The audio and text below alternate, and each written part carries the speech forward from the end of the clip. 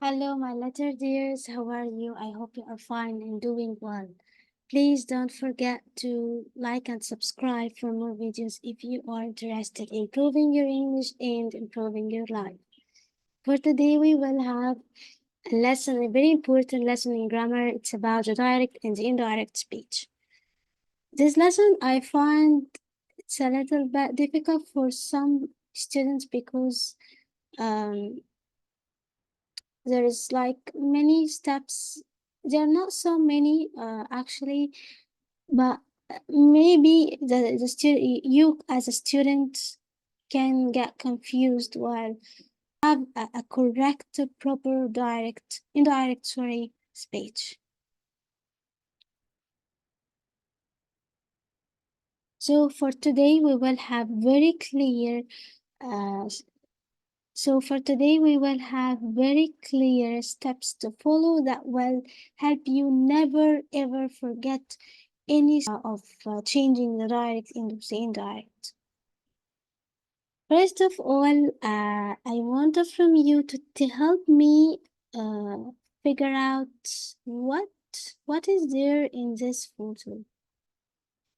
Yes, you are telling me there is a mom, she's talking to her daughter, okay? So what she's talking to her, can you read this? I love you, please study hard. Yes. So these are the exact words said by the mom to her daughter. Great job. Okay, how about this? What we have here in this photo? Yes, we have two girls, they are speaking and yeah, they are talking to each other. There is, yeah, a whiteboard. They are in the school, maybe, yes. Yes, they are studying. Okay. So this daughter or this girl, okay, she wants to retell what her mom told her to her girlfriend. So let's see. My mom said, I love you. Please study hard. Okay, so the girl here, she did nothing to the exact words said by her mom. She told them as if they are told by her mom herself. So there is no change in the statement. How about this? Let's see. My mom said she loved me and I should study hard. So here we have some changes happened in the sentence. Yes, I agree with you. First of all, we have a change in the verb tense. For example, love, it becomes loved. Yes. What else? We have here should, because with any imperative form, like study, play, watch, open, close. So here we have the imperative form of the verb. So in the indirect, we will have should or any model verbs like should, could, would, okay? But mostly we use should plus the main verb in the infinitive form, and that's it.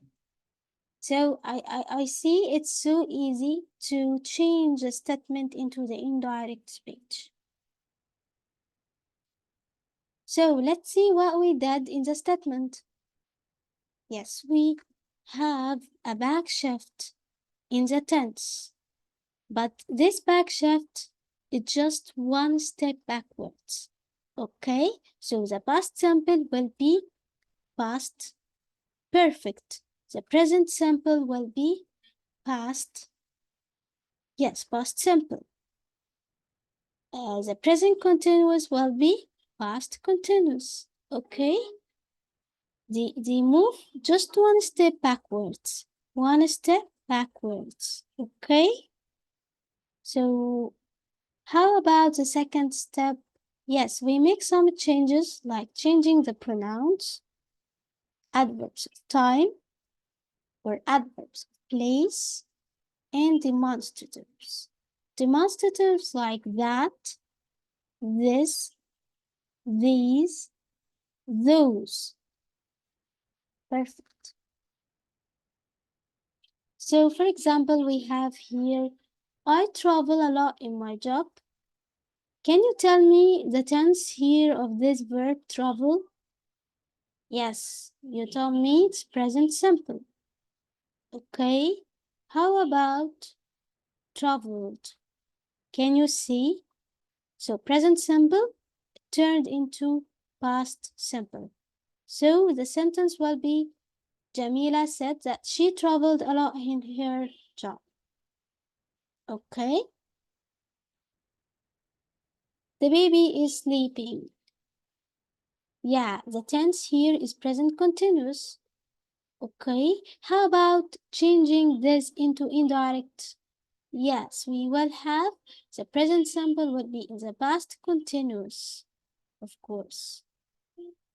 Sorry, the present continuous will be past continuous. Okay, this is my house. So this is my house. It will be yes, is will be whose.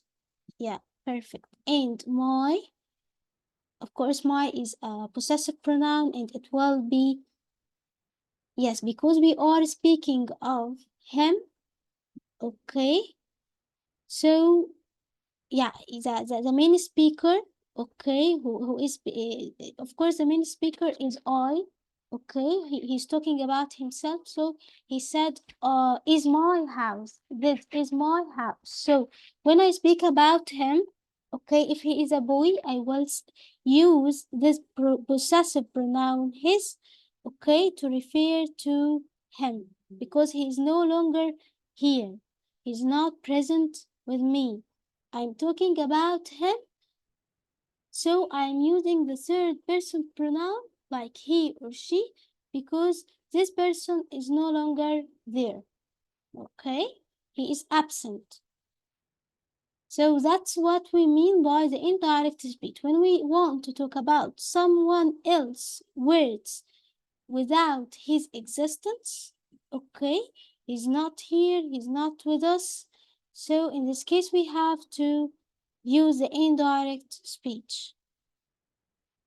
And we have this. This, of course, is a demonstrative, and we turn these demonstratives of place, okay, depending on where the speaker is speaking.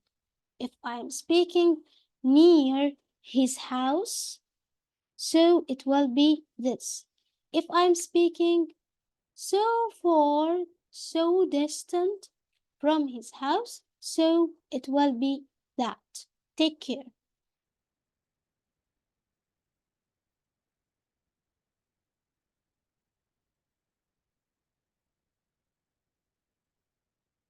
Okay, so what we have for the indirect rule, the indirect speech rule, first of all, we have to remove the quotation marks of the direct speech. Don't forget. Before anything, we remove the quotation mark. Second, we have to use one of the reported verbs. Like, he said, she said, she told me, he told me. Okay, so we call them reporting verbs. Said, told, and any other reporting verbs. They are many, of course. Then we have to change the pronouns, okay, or the demonstratives or the adverbs of time or place. Okay, some examples here we have like yesterday, tomorrow, today. Okay, they are of course adverbs of time. Okay, we refer to time by using them. So today will be that day, yesterday will be the day before, tomorrow will be the next or following day. Okay. In some pronouns, we have to change them like I. Okay, the first person I will be third person, he or she. Okay, you will tell me, Miss, when I do use he, when I do use she, I will tell you it depends on the speaker. Okay, on the first speaker. Okay, if he is a boy, so we will use he. If she is a girl, so of course we will use she. It's very easy. Then we have the second person, you. Okay. When somebody is talking to me, so he will of course use you, and you will be transformed into I, the first person I. So, for example, you should come to the party. Hmm. He said I should come to the party. So why I changed you to I? Because here he's talking to me, and now I am talking about him. So I am here the new speaker. Okay? This person is no longer here. Okay? So the first speaker, okay, is someone else, not me. But here there is a new speaker. Okay? So he used I because he's talking about himself. So you becomes I. I becomes he or she.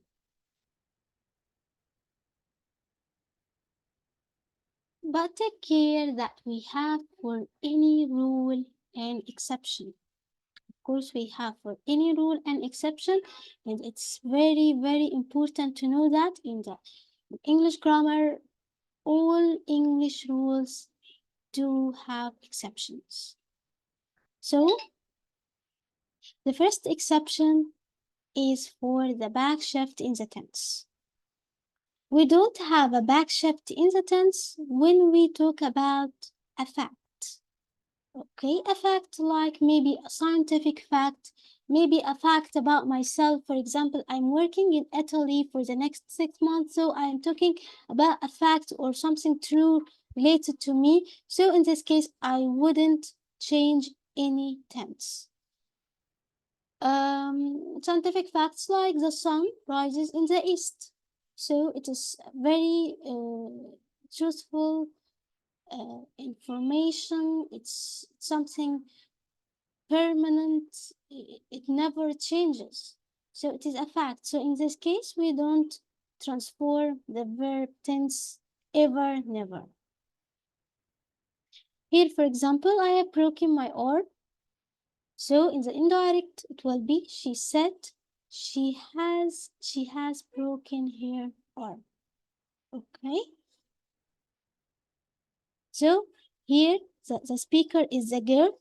Okay, she's talking about herself that I have broken my arm.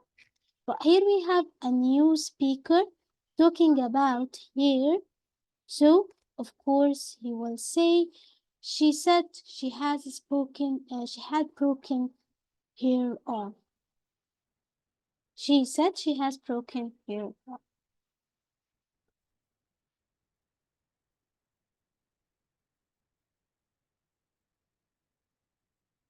Exception number 2, there is no shift in pronouns. Okay, when the person, okay, if the person who is speaking is myself, I'm the one who is speaking about myself, or I am among other people and we speak of ourselves. Okay, like we. So we and I, okay, we use them to speak about uh, either myself or ourselves. Okay, I am alone or I am with another group of people.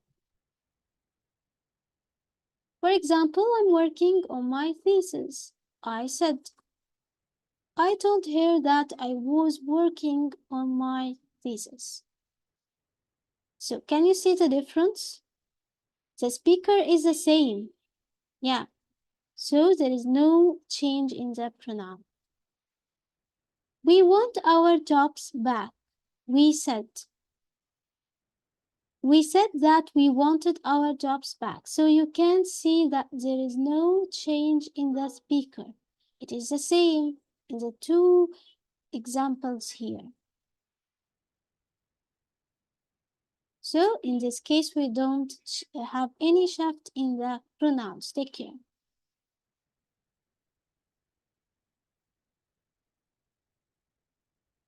Well, I want from you to look at these examples and tell me what is the difference between them.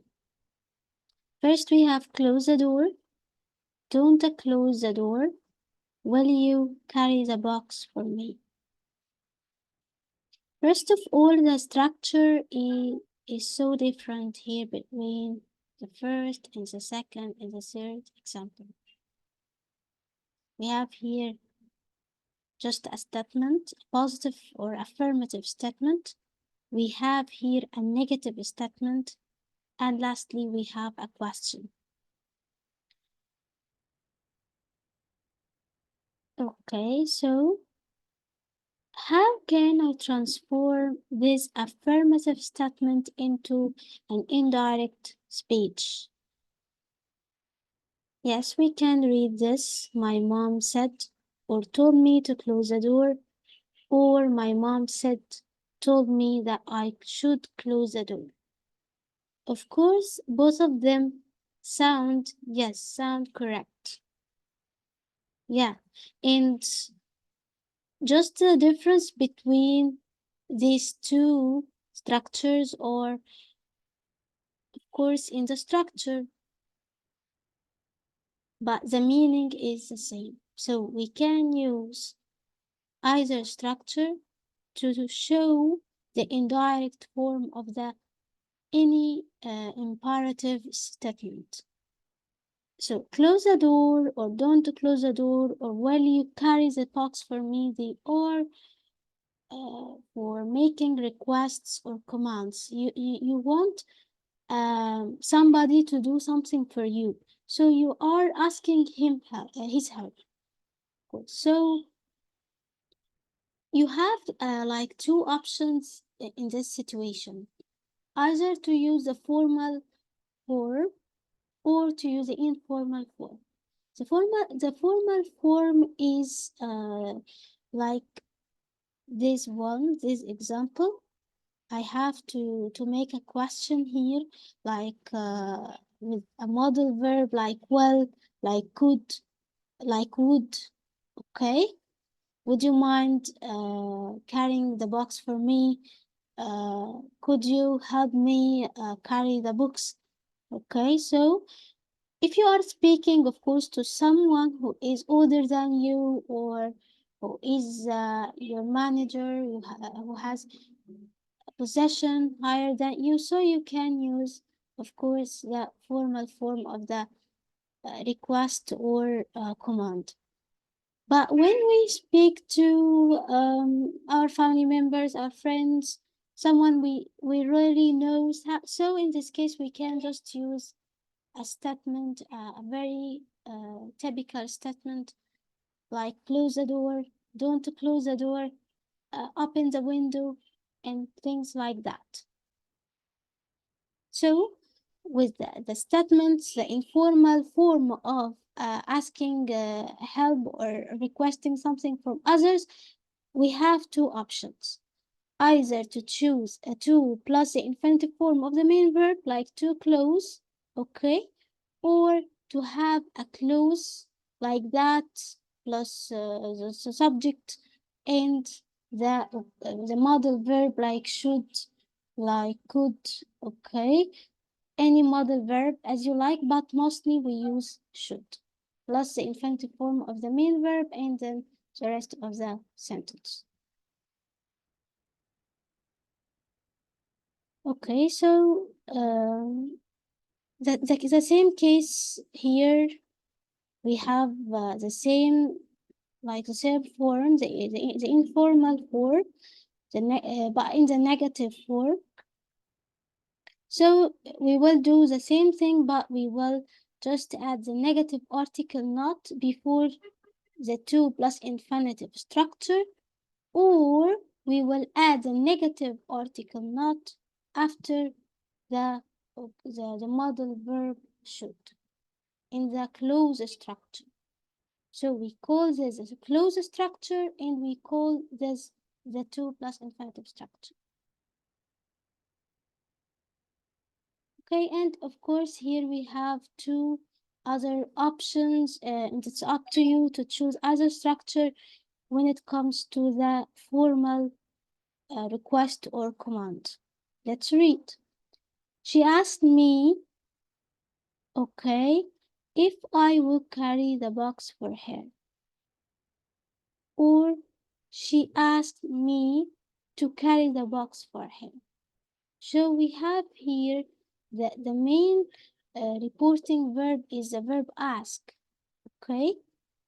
So don't forget with questions we use the reporting verb ask. Then we have two options, either to use if or whether, okay, plus the typical clause that we have here. Okay, but take care that here that we will choose the auxiliary, the modal verb, depends on the question. Okay, and it depends on the modal verb in that question.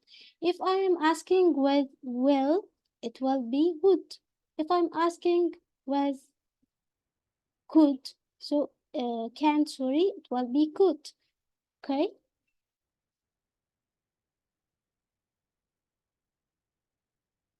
And we have the second option. She asked me to carry the box for her. So you can here notice that after the reporting verb ask, we have to put the object pronoun like me, okay, like here, like him, okay, they are object pronouns, okay, after verb ask when we have this structure.